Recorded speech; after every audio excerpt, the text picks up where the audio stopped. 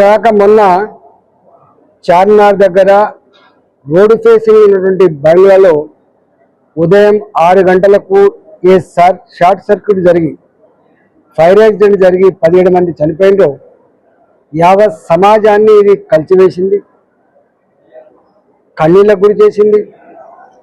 ముఖ్యమంత్రి గారు దీని మీద సమగ్రమైన విచారణ జరుపుతా అంటున్నారు.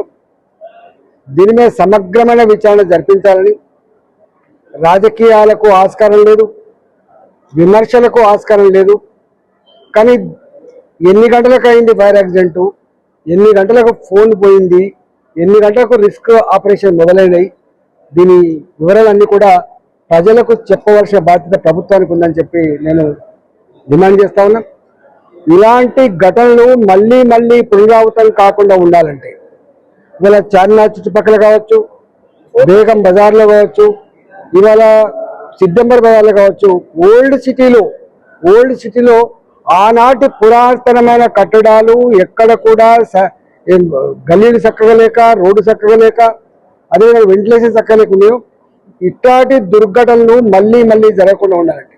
ఇవాళ ఈ అగర్వాల్ ఫ్యామిలీ ఒకటే ఫ్యామిలీ 17 మంది పిల్లలు కుటుంబ సభ్యులు పోగొట్టుకొని కన్నీళ్ళు పెడతా ఉందో ఇలాంటి దుఃఖం, ఇలాంటి వేదన మళ్ళీ మళ్ళీ రాకుండా ఉండేటట్టుగా ఒక సమగ్రమైన ప్రణాళిక చేయాలని చెప్పి నేను కోరుతా ఉన్నా.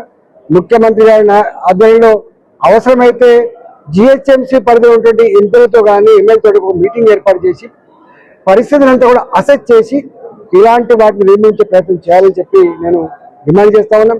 ఇప్పటికైనా ఇప్పుడు ఫైర్ సంబంధించిన డిపార్ట్మెంట్ కావచ్చు, వైద్యానికి సంబంధించిన డిపార్ట్మెంట్ కావచ్చు, మీరు 24/7 ఎమర్జెన్సీ సంబంధించినటువంటి జనరల్గా ఫోన్ చేస్తే టక్కన వస్తున్న నమ్మకంతో ఉంటుంది. కాబట్టి వీటి మీద కూడా వీటికి ఉన్న గ్యాప్ ఏంటి, సిబ్బంది గ్యాప్ ఉందా, డీజిల్ గ్యాప్ ఉందా, ఇంకేమైనా గ్యాప్ ఉందా, అవన్నీ కూడా నివారించాలని చెప్పి నేను డిమాండ్ చేస్తా ఉన్నాను.